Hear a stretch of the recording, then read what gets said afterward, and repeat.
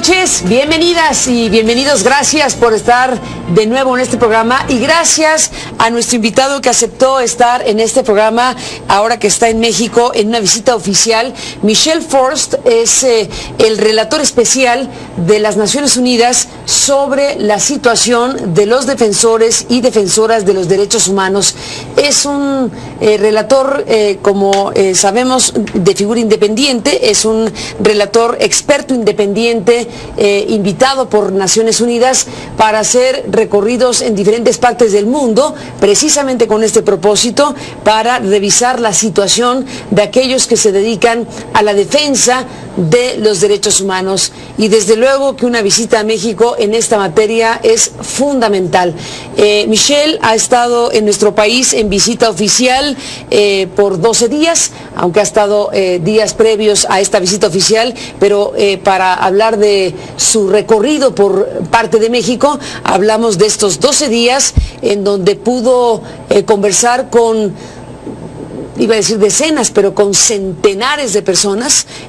Tuvo una intensísima agenda a lo largo de los recorridos que hizo por la República Mexicana. Visitas en la Ciudad de México, en Chihuahua, en Guerrero, en Oaxaca y el Estado de México. Son los lugares donde Michel Forst pudo hablar directamente con personas relacionadas con los derechos humanos, con defensores de derechos humanos, pero también tuvo contacto directo con víctimas y con gente que pidió hablar con él por obvias razones. Se trata de una figura de altísimo nivel internacional que tiene esta representación y tarea para las Naciones Unidas. De tal manera que le agradezco muchísimo a Michel que está aquí, pues ha dado ya una comunicación, ha expuesto esencialmente este primer informe. Se espera un informe completo en los próximos meses, pero ha dado una primera un primer recuento hablando de esta lucha contra la impunidad que es indispensable y el tema de la rendición de cuentas, entre otros muchos elementos, como resultado, Michel, de esta visita a México. Bienvenido a México, bienvenido a este programa y a CNN. Gracias por estar aquí. Muchas gracias. Bueno, yo doy estos datos generales, pero me gustaría preguntar, Michel, ¿cómo se da la visita de un relator como usted a México? ¿Con qué diagnóstico preliminar para hacer necesaria una visita a un tema como este? Para hacer una misión oficial a un país, a uno se le tiene que invitar. Y para esta invitación hay que recibir diferentes comunicados por parte de las organizaciones de la sociedad civil. En 2014 recibí mucha información proveniente de diferentes organizaciones, periodistas y otros acerca de la situación tan difícil a la que se estaban enfrentando. Le pedí al gobierno que me invitara y la verdad fue un poco difícil. En mayo del año pasado fui invitado por un grupo de ONGs, estuve 10 días viajando a Chihuahua, a Puebla, a diferentes estados para juntarme con los defensores y tuve la oportunidad de platicar con, no sé el título, pero el señor Ruiz Cabañas. Él decidió invitarme para esta visita, decidimos las fechas y ya recibí una solicitud especial que me invitaba a venir a México. Ahí se discutió el alcance, el tiempo, los lugares y la gente con la que me iba a juntar. Las autoridades deciden a qué nivel te vas a juntar con ellos. El resto, la cuestión de las sociedades o las organizaciones de la sociedad civil, las víctimas, los periodistas, todo esto tú lo decides. Digamos, hay una parte de una agenda acordada con el gobierno y otra cancha libre, digámoslo así.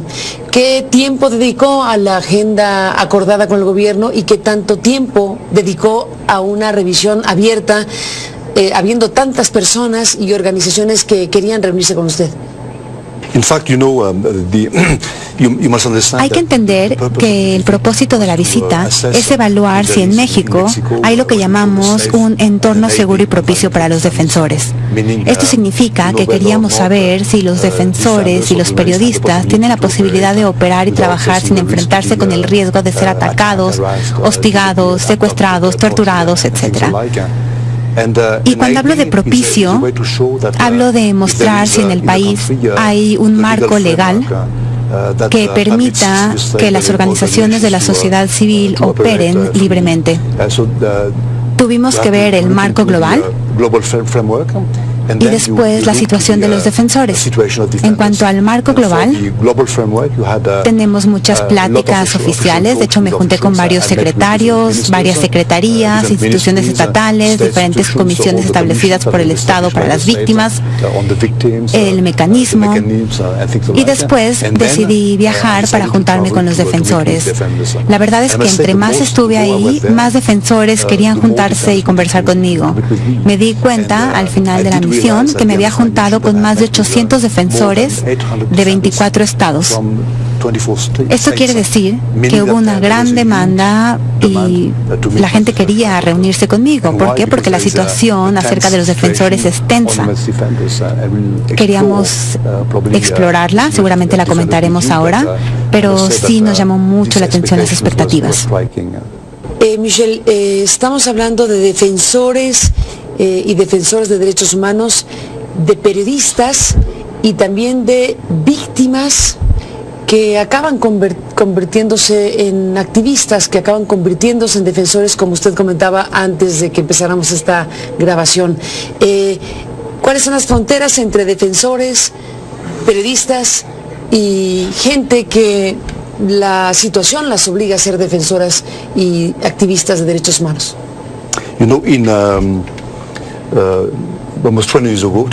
Hace 20 años, en las Naciones Unidas, tuvimos una conversación muy amplia acerca de qué es un defensor.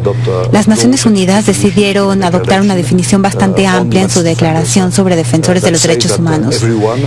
Todos, al proteger algún derecho o promover un derecho, se vuelve un defensor. Quiere decir que no tienes que pertenecer a un grupo para ser un defensor, sino que cualquiera puede volverse uno. Un periodista, un blogger, un whistleblower, un informante, alguien que trabaja en una organización de la sociedad civil. Incluso los oficiales de la fuerza policíaca se pueden volver defensores. Como dijiste, hay muchas víctimas que se vuelven defensores porque han sido atacados, hostigados, y se juntan en algunas ocasiones con otros y por lo tanto se vuelven defensores. No nada más en México, la familia de los desaparecidos. Aquí me junté con varias familias y escuché testimonios muy conmovedores. De hecho, cuando los escuché sentía las lágrimas en los ojos. Eran testimonios de madres, de padres, de hermanos de desaparecidos. También gente indígena, por ejemplo, que ha sido atacada por compañías o empresas o por algún otro que quiere quitarle su tierra. Esta gente se vuelve defensora porque trata de defender su territorio y no están teniendo justicia. Por eso se juntan con otros y se vuelven defensores. No se dan cuenta muchos que al atacar lo que están haciendo es crear muchos defensores. En México me junté con muchas víctimas de policías, del ejército, de grupos delincuentes. Y de hecho se ve un aumento en el número de gente que se vuelva defensora por ser víctima misma de este tipo de ataques y de hostigamiento. Michelle Leforst, permítame hacer una pausa. Regresamos en esta conversación sobre esta visita oficial que ha hecho a México en estos días y lo que ya perfila como lo que va a ser un informe oficial para presentarse en marzo de 2018, pero estas primeras ideas, estas primeras líneas de conclusiones son muy importantes. Volvemos en un instante después de la pausa con Michelle Leforst. Regresamos en esta conversación con Michelle Leforst, el relator especial de Naciones Unidas sobre la situación de defensores y defensoras de derechos humanos. Y bueno, en esta tarea que se involucra también la actividad de los periodistas y de víctimas y personas que terminan también convertidos en defensores de derechos humanos por su circunstancia. Michelle, el objetivo central, como usted ha dicho, de su visita es identificar si México ofrece o no un entorno seguro y propicio para desarrollar la tarea de los defensores y la tarea de los periodistas. A reserva de conocer su informe final, ¿qué me dice? ¿Hay o no en México condiciones para ejercer la libertad de expresión, para ejercer la Defensoría de Derechos Humanos libremente y con seguridad? De hecho, el problema principal es que en México, como en muchos otros países, hay un marco global. Hay muchas leyes que se han aprobado, se ha reformado la Constitución, se han establecido comisiones, pero lo que falta es voluntad política para cambiar las cosas. Si al nivel más alto no existe un deseo fuerte de hacer que las cosas cambien, no va a pasar nada. De hecho, mi primer comentario fue mencionar que muchas autoridades u oficiales públicos, oficiales, miembros del Congreso, gente a diferentes niveles, no consideran el trabajo de los defensores. Incluso hay campañas de desacreditación en su contra. Llaman a los defensores enemigos del Estado, gente antidesarrollo, dicen que están relacionados al crimen organizado. No ven que estas personas simplemente son agentes de cambio, gente que está protegiendo los derechos de otros. Por ejemplo, los derechos de los pueblos indígenas o los derechos de la gente LGBTI. La verdad es que los defensores están ahí y las autoridades no ven el papel tan positivo que juegan. Al atacar o al desacreditarlos, la señal y el mensaje que se manda es que no hay que respetarlos, pero es al contrario. No hay voluntad política para cambiar las cosas. Y la verdad es que eso es muy complicado, especialmente en un país como México. Es un país grande. La situación geopolítica lo complica. Tenemos frontera con Estados Unidos. Hay una organización federal, entonces está a un nivel federal y los diferentes estados que tienen su propio poder.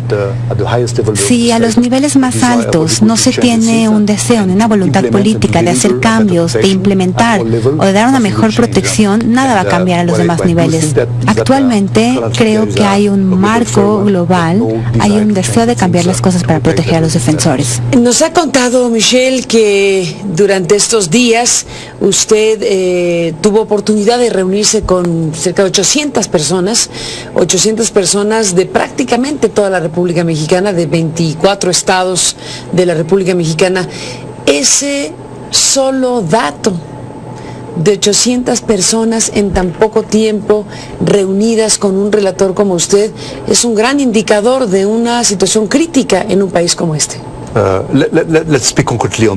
Vamos a hablar específicamente, si me permites, de la situación de los defensores. Como dije, me reuní con familias de gente desaparecida que se volvió defensores, pero también con otra categoría. Me reuní con un gran número de indígenas que venían conmigo con un archivo, con un documento explicándome que ahora una compañía estaba explotando su tierra o que de pronto empezaron a talar los árboles de su área.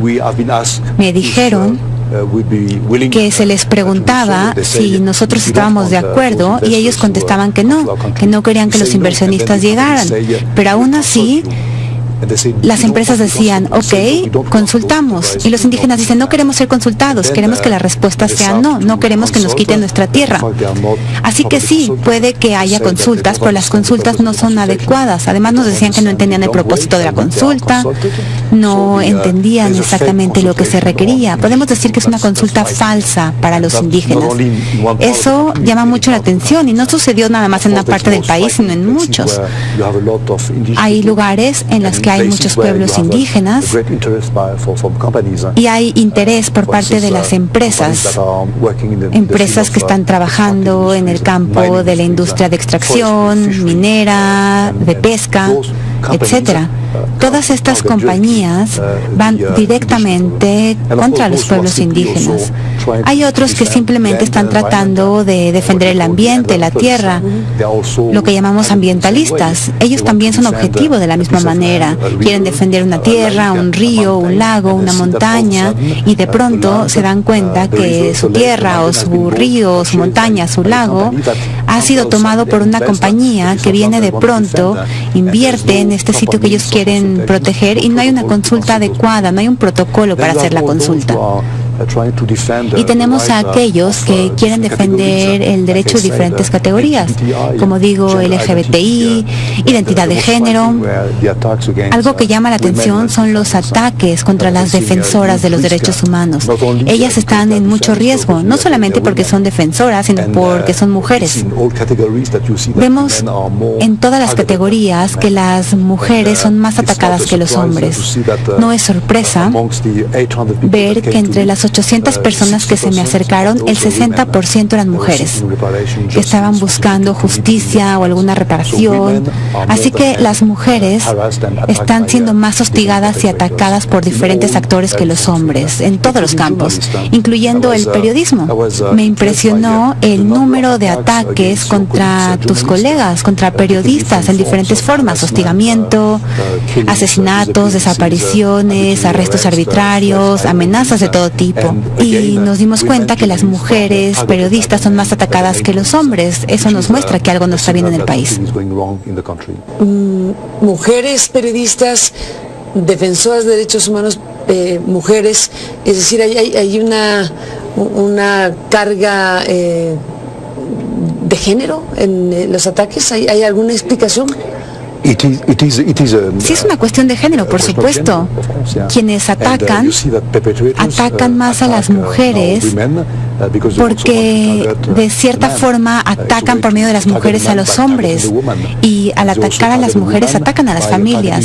Muchas mujeres se me acercaron y me dijeron que las amenazas eran por mensajes SMS, por correo electrónico, por llamadas telefónicas, y la amenaza nada más era, no sé, decir, recibir una amenaza de alguien, no sé de quién, pero ahí en el correo estaba el nombre de mi hijo y la dirección de su escuela. Eso simplemente provoca terror. Están aterradas. Sienten que si no obedecen, que si no detienen sus actividades, el hijo va a ser el objetivo.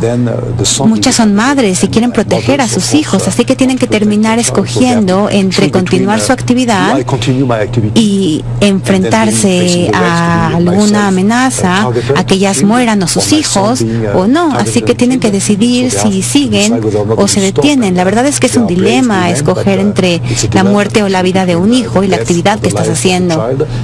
Es una forma de atacar a los defensores por todos los medios, en especial a las mujeres, por medio de diferentes formas de hostigamiento. Eso es algo que llama la atención en México. Después de la pausa, lástima que nos quedan pocos minutos, pero le preguntaré qué deja en México en este primer tramo, qué recomendaciones, qué observaciones, qué respuesta tuvo de las autoridades del Estado mexicano. Después de la pausa volvemos a la parte final. Tiempo, Michelle, desde luego, porque lo que usted hizo en estos pocos días es muy amplio y muy importante. Pero cerremos este programa con su opinión acerca de la respuesta de las autoridades mexicanas con las que se reunió, los ejes principales de recomendaciones que pueda hacer un relator independiente como usted a una situación como la mexicana. Hay que entender que al final de la misión nos dimos cuenta que hay varias recomendaciones, pero como dije, lo que falta es la voluntad política para hacer cambios y para abordar el panorama global de por qué es que los ataques continúan ocurriendo. En realidad hay un vínculo entre la impunidad. Es como un ciclo vicioso entre la impunidad, la corrupción y el crimen organizado. Si el gobierno decide no abordar estos tres asuntos, entonces el ciclo de impunidad continuará y los defensores no estarán protegidos. Han establecido ya un mecanismo de protección para los defensores, que es una herramienta buena. Digo, claro, podría mejorarse, pero nunca va a ser efectivo el mecanismo si no abordamos la situación de la impunidad, la situación de la corrupción y del crimen organizado. Todo se relaciona. Al final de mi informe habrá una serie de recomendaciones concretas que van dirigidas no nada más al gobierno de México, sino también a un nivel estatal, porque este nivel también tiene responsabilidad de proteger a los defensores. Y habrá una recomendación también para la comunidad internacional, o sea, las empresas que están atacando a los defensores y también a las organizaciones de la sociedad civil, para que puedan ser más efectivas en la protección de los defensores. Yo lo que propongo al final de mi declaración es que en 2018 aprovechemos la gran ocasión del 20º aniversario de la Declaración de las Naciones Unidas para los Defensores. Ese será un momento importante. México podrá juntar a todas las partes interesadas para hacer acciones concretas para proteger a los defensores y defensoras. Propongo venir a México nuevamente en ese momento para participar en diferentes actividades, de ver si las recomendaciones fueron implementadas. Si no, pues se va a mostrar que no hay voluntad política en el país y bueno, ahí no habrá nada que yo pueda hacer. Si no hay una voluntad política de cambiar las cosas, no se puede hacer nada. Algunas de mis recomendaciones se pueden implementar rápidamente por diferentes actores. Es un enfoque holístico, sistémico, en el que el gobierno, el Estado, las compañías, las organizaciones de la sociedad civil unirán esfuerzos para asegurarse de que aumente la protección para los defensores y periodistas. Pues sí, desde luego ese sería una gran respuesta, pero ha dicho en diferentes momentos de esta conversación que no hay voluntad política, que no encuentra voluntad política. ¿Cómo se explica eso? Es decir, ¿qué se entiende por no existir voluntad política? ¿Que el gobierno mexicano simplemente ignora estos temas? ¿Que el gobierno mexicano es incapaz de enfrentarlos? ¿Cómo entender la no voluntad política de un gobierno? Cuando presenté mi informe el día de hoy al gobierno, con los dos secretarios, me impresionó el hecho de que se tomaron seriamente el informe. Públicamente dijeron en frente de todos sus colegas de diferentes secretarías e instituciones estatales que verían mis recomendaciones de manera cuidadosa. También estaba ahí el procurador general.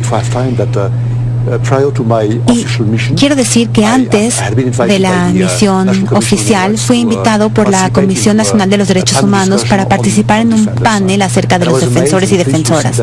Me sorprendió y me dio mucho gusto ver que el secretario de Gobernación en persona y el procurador, que también estuvo presente, ambos, dos hombres muy poderosos en el país, reconocieron públicamente el papel tan positivo que juegan los y las defensoras y dijeron que era importante asegurar que hubiera protección. Esta es una señal de que hay voluntad política. Tuvimos a dos personas muy fuertes y poderosas en el país que se comprometieron a abordar la protección de los defensores. Para mí es una señal positiva que mande el gobierno, pero habrá que ver. Yo soy optimista. Espero que pueda regresar a México y que vea el resultado de esta voluntad política. Gracias por estar en este programa, por venir a México y seguimos en contacto si me lo permite. Thank you. Thank you. Gracias por estar aquí y gracias a usted que nos permitió acompañarle. Pásala bien, buenas noches y hasta luego.